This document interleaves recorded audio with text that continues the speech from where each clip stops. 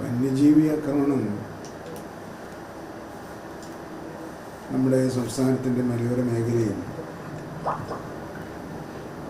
ജനജീവിതത്തെ ദുസ്സഹമാക്കിക്കൊണ്ടിരിക്കുകയാണെന്ന കാര്യത്തിൽ എല്ലാവർക്കും രണ്ടഭിപ്രായമില്ല, ഒരഭിപ്രായമാണ്. അത്തരം ഘട്ടങ്ങളിൽ രണ്ട് തരത്തിലാണ് അതിനെ സമീപിക്കാൻ കഴിയുക. ഒന്ന്, അക്രമത്തിന് വിധേയരായവരെ സഹായിക്കുക, മരണപ്പെട്ടവരുടെ കുടുംബത്തോട് ചെയ്യാൻ കഴിയുന്ന എല്ലാ സൗകര്യങ്ങളും അവർക്കുണ്ടാക്കി കൊടുക്കുക. രണ്ടാമത്തേത് പ്രതിരോധ പ്രവർത്തനമാണ്. പ്രതിരോധ പ്രവർത്തനങ്ങൾ നടത്തുക വഴി മാത്രമാണ് കൂടുതൽ സംഭവങ്ങൾ ആവർത്തിക്കാതിരിക്കാൻ നമുക്ക് കഴിയുക. ഇപ്പം വയനാട്ടിൽ തന്നെ പ്രതിരോധ പ്രവർത്തനം ശക്തിപ്പെടുത്തിയപ്പോൾ കുറച്ച് ദിവസമായിട്ട് വയനാട്ടിൽ നിന്നും മോശം വാർത്തകൾ കേൾക്കുന്നില്ല. അപ്പം അത് തിരക്കേടില്ല എന്നാണ് തോന്നുന്നത്. അതുകൊണ്ട് ഇവിടെ നമ്മൾ ചെയ്യാൻ പോകുന്നത്, രേഖകൾ ഹാജരാക്കിയാൽ 48 മണിക്കൂറിനകം സഹായധനം നൽകാനുള്ള ഏർപ്പാടുകൾ ചെയ്തിട്ടുണ്ട്. രണ്ടാമത്, അവിടെ പ്രതിരോധ പ്രവർത്തനത്തിൻ്റെ ഭാഗമായി കൂടുതൽ RRTകളെയും സ്പെഷ്യൽ സ്ക്വാഡിനെയും നിയോഗിക്കാൻ തീരുമാനിച്ചിട്ടുണ്ട്. കൂടുതൽ നിരീക്ഷണ ക്യാമറകൾ സ്ഥാപിച്ച് വന്യമൃഗങ്ങളുടെ നീക്കം നിരീക്ഷിക്കാനുള്ള നടപടികളും പെട്ടെന്ന് തന്നെ ആരംഭിക്കാനും ഉള്ള നിർദ്ദേശമാണ് കൊടുത്തിട്ടുള്ളത്. ഇടുക്കി ജില്ലയിൽ വയനാട്ടിലെ പോലെ തന്നെ കുറേ സങ്കീർണമായ പ്രശ്നങ്ങളുണ്ട്.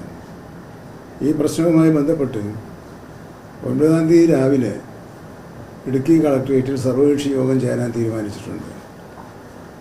ഈ നേര്യമംഗലം ഭാഗത്ത് ചീഫ് ഫോറസ്റ്റ് കൺസർവേറ്ററുടെ നേതൃത്വത്തിലുള്ള ഒരു ടീം MLA-മാരുമായി ചർച്ചകൾ നടത്തിക്കൊണ്ടിരിക്കുകയാണ്. അവിടെ എത്തുന്ന ധാരണയനുസരിച്ച് പ്രശ്നം പരിഹരിക്കാൻ കഴിയുമെന്നാണ് പ്രതീക്ഷിക്കുന്നത്. ഈ മാസം 10-ാം തീയതി 3 സംസ്ഥാനങ്ങളിലെ വനംവകുപ്പ് മന്ത്രിമാർ ബന്ദിപ്പൂരിൽ സമ്മേളിക്കുകയാണ്. 3 സംസ്ഥാനങ്ങളും പരസ്പരം വനാതിർത്തികൾ പങ്കിടുന്ന സംസ്ഥാനങ്ങളാണ്. അവിടെ വയനാട്ടിൽ നമുക്ക് കാണാൻ കഴിഞ്ഞത് കർണാടക വനമേഖലയിൽ നിന്നും വന്ന് നമ്മുടെ മേഖലയിലേക്ക് എത്തിയ കാട്ടാനകളെയാണെങ്കിൽ ചില സ്ഥലത്ത് അങ്ങനെയല്ല. അപ്പോൾ ബഹുമാനപ്പെട്ട കോടതിയും ഒക്കെ നിർദ്ദേശാടിസ്ഥാനത്തിൽ ഇതിനൊരു സ്ഥിരം സംവിധാനം ഉണ്ടാക്കണമെന്ന് വിദഗ്ധ സമിതിയും അഭിപ്രായപ്പെട്ടു. ആ സമിതിയുടെ തീരുമാനമനുസരിച്ച് ആണ് ഈ ഒരു യോഗം, നിർദ്ദേശമനുസരിച്ചാണ് ഈ ഒരു യോഗം വിളിച്ചു ചേർത്തിട്ടുള്ളത്. ഇതിൻ്റെ എല്ലാ ഫലമായി ചർച്ചകളിലൂടെ, സഹായം നൽകുന്നതിലൂടെ പ്രശ്നങ്ങൾക്ക് ശാശ്വതമായ പരിഹാരം കാണാൻ കഴിയുമെന്നാണ് പ്രതീക്ഷിക്കുന്നത്. ജനങ്ങളും മാധ്യമങ്ങളും ഈ ശ്രമങ്ങളോട് സഹകരിക്കണം എന്ന് അഭ്യർത്ഥിക്കുകയാണ്. ഇപ്പം അവിടെ സമരങ്ങൾ നടക്കുമ്പോൾ അതിന്റെ നേതൃത്വം നൽകുന്നത് UDF-ന്റെ MPയും MLA-മാരും ഒക്കെയാണ്. ഇതിപ്പോ ഈ ഒരു തെരഞ്ഞെടുപ്പിന്റെ ഒരു ഘട്ടം കൂടി ആയതുകൊണ്ട് അങ്ങനെ ഒരു രാഷ്ട്രീയ നീക്കം വല്ലതും നടക്കുന്നതായിട്ട് സംശയിക്കുന്നുണ്ടോ?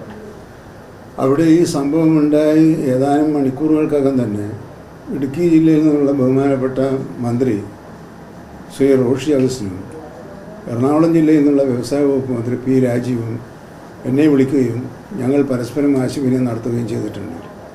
കോതമംഗലം MLA ആന്റണി ജോൺ ആ സമയം മുതൽ ഇപ്പോഴും സംഭവ സ്ഥലത്ത് തന്നെയുണ്ട്. എന്നാൽ ഒരു MPയും മറ്റൊരു MLAയും ഇതുപോലെ പെരുമാറിയതായിട്ടാണ് കാണാൻ കഴിഞ്ഞത്. ഈ ഘട്ടത്തിൽ രാഷ്ട്രീയം പറയാൻ ഞാൻ ഉദ്ദേശിക്കുന്നില്ല. ഇപ്പോൾ വേണ്ടത് ആശ്വാസം നൽകുകയും പ്രതിരോധ പ്രവർത്തനം നടത്തുകയാണ് ചെയ്യുക. രാഷ്ട്രീയ മുതലെടുപ്പിനെ പറ്റിയൊക്കെ നമുക്ക് പിന്നെ സംസാരിക്കാൻ ധാരാളം സമയമുള്ളതുകൊണ്ട് ഈ ഘട്ടത്തിൽ നമുക്ക് വേണ്ടത് പ്രശ്നത്തിന് പരിഹാരമുണ്ടാക്കുകയും തൽക്കാല പരിഹാരമുണ്ടാക്കുകയും ശാശ്വത പരിഹാരത്തിനുള്ള വഴികൾ കണ്ടെത്തുകയുമാണ്.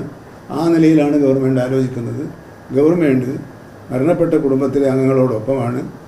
കഴിയാവുന്ന എല്ലാ സഹായങ്ങളും അവർക്ക് നൽകാൻ ഗവൺമെൻറ് ഒരുക്കമാണ് എന്നാണ് ഈ ഘട്ടത്തിൽ പറയാനുള്ളത്. ഇപ്പോൾ വയനാട്ടിൽ ഈ ഒരു സംഭവം നടന്നപ്പോൾ RRT വിപുലീകരണം ഉൾപ്പെടെ ചർച്ചയായി. അതുപോലെ ഒരുപാട് മേഖലയുണ്ട്, ഈ ചിന്നക്കനാലായിക്കോട്ടെ, അവിടെ എല്ലാത്തിലും അത്തരത്തിലൊരു ശ്രദ്ധ എത്തും. ഇതുപോലെ ആവശ്യമായ മേഖലകളുണ്ട്. നമ്മളിപ്പം ഈ പശ്ചാത്തലത്തിൽ മുഖ്യമന്ത്രി ഒരു യോഗം ഉന്നതതല യോഗം വിളിച്ച് ചേർത്തിരുന്നല്ലോ. ആ യോഗത്തിൻ്റെ ധാരണയനുസരിച്ച് RRTയുടെ എണ്ണം കൂടുതലായിട്ട് വർദ്ധിപ്പിക്കാൻ അനുവാദം നൽകാമെന്ന് പറഞ്ഞിട്ടുണ്ട്. ഫോറസ്റ്റ് സ്റ്റേഷനുകളുടെ എണ്ണം വർദ്ധിപ്പിക്കാനുള്ള അനുവാദവും നൽകാമെന്ന് പറഞ്ഞിട്ടുണ്ട്. നമ്മൾ സ്പെഷ്യൽ ടീമിനെ കൂടുതലായി സ്ഥാപിച്ചുകൊണ്ട് നിരീക്ഷണം ശക്തിപ്പെടുത്താൻ വയനാട് മേഖലയിൽ മാത്രം 200 ക്യാമറകൾ സ്ഥാപിക്കാനുള്ള ശ്രമങ്ങൾ നടന്നുകൊണ്ടിരിക്കുകയാണ്. അതുപോലെ തന്നെ സമാനമായ രീതിയിലുള്ള സുരക്ഷാ നിരീക്ഷണ പ്രവർത്തനങ്ങൾ ശക്തിപ്പെടുത്തുക എന്നതാണ് ഗവൺമെൻറ്റിൻ്റെ നിലപാട്.